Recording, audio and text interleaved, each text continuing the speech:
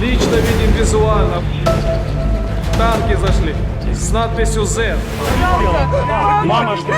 Не знаешь, куда бежать. Я не хочу, чтобы я умирала.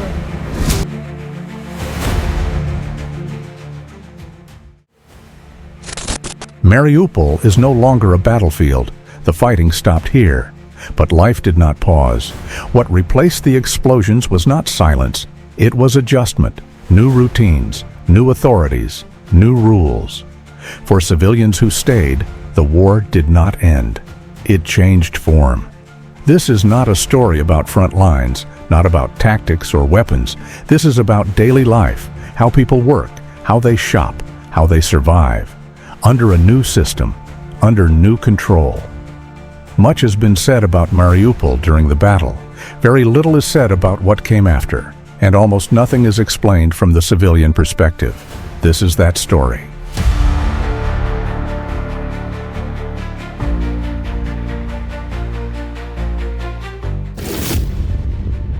Before the war, Mariupol was a working city, industrial, busy, connected.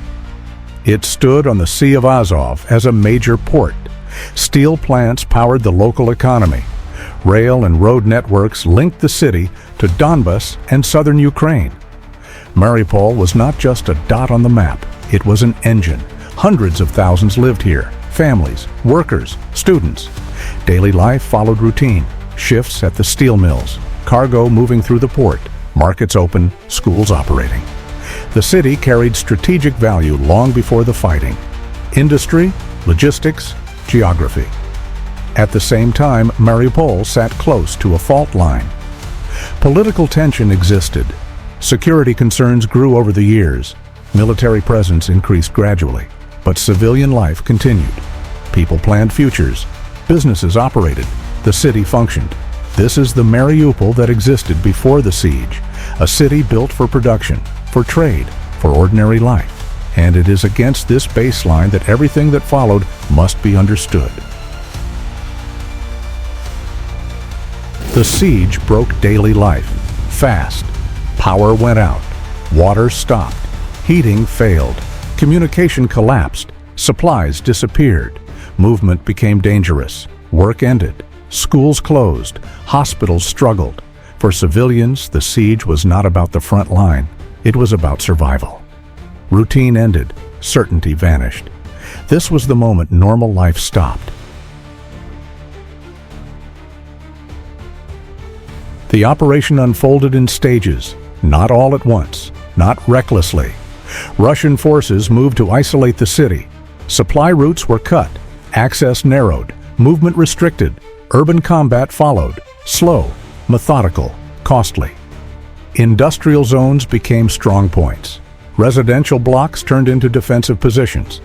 Underground structures were used extensively.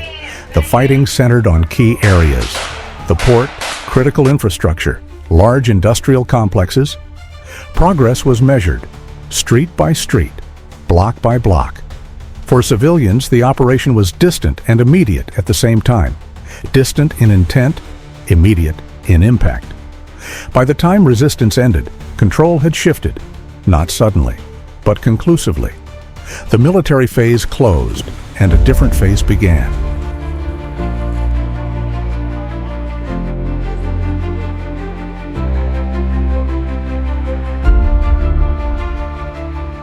After control shifted, the noise faded. Not immediately, but steadily. Checkpoints appeared, movement was regulated, rules became clearer. Basic services returned first. Electricity partially, water gradually, heating by stages. Shops reopened, markets resumed, public transport restarted. For civilians, life did not return to what it was. It reset. New paperwork, new authorities, new routines. Some residents adapted quickly, others hesitated. Many simply focused on stability. Work opportunities reappeared. Construction, public services, logistics. Rebuilding became employment. Schools reopened under new systems. Hospitals functioned again. Administrative offices began issuing documents. For those who stayed, priorities were simple: safety, predictability, daily normalcy. This was not recovery in the old sense, it was adjustment, and adjustment became the foundation of daily life. For civilians, daily life is local, but its causes are strategic. What people experience on the ground reflects decisions made far above them.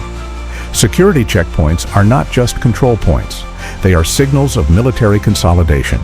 Construction is not only rebuilding, it is stabilization. Patrols are not only presence, they are deterrence. From a military standpoint, Mariupol is no longer an active battlefield. It is a secured rear area. That status shapes civilian reality.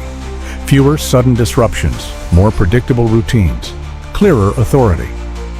Geopolitically, this creates contrast. On paper, the city remains contested. Diplomatically, its status is disputed. Sanctions remain, but on the ground, systems operate. Administration functions, infrastructure is restored, security is enforced. This gap matters, because geopolitics is often argued in statements, but civilian life responds to facts. For residents, ideology is secondary. Stability comes first. Safety comes before alignment.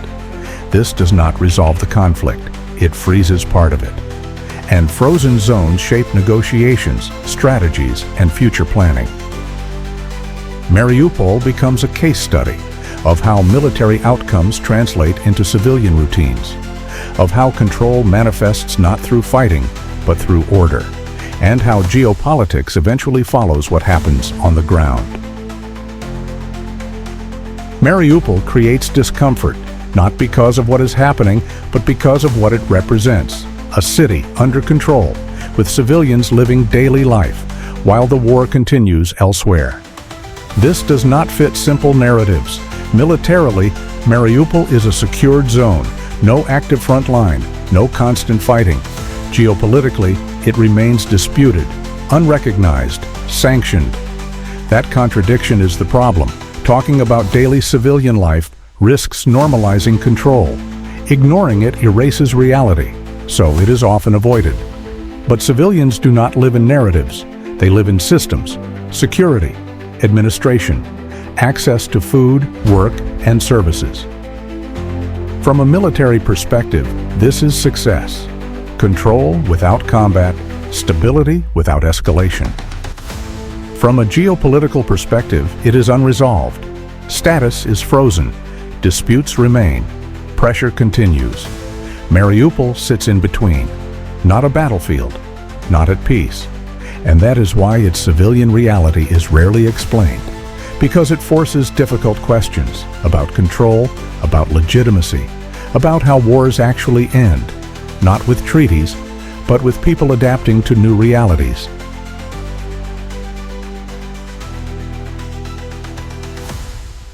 Mariupol today is not a slogan. It is a place where people live, not as symbols, not as statements, but as civilians adapting to circumstances they did not choose. This video is not about justifying control, and it is not about denying suffering. It is about understanding reality as it exists. Because wars do not end when the fighting stops. They continue in administration, in daily routines, in quiet adjustments. This channel does not support war. We do not glorify force. We do not celebrate destruction. Our goal is clarity. To explain what happens after the headlines fade, to examine how military outcomes translate into civilian life, to encourage informed, thoughtful discussion. If you value calm analysis over noise, stay with this channel. Follow, subscribe, stay engaged. We invite your perspectives, your ideas, your questions, your disagreements. But always with respect. Different views are welcome. Hate is not. War leaves no true winners, only realities that deserve to be understood carefully. Thank you for watching.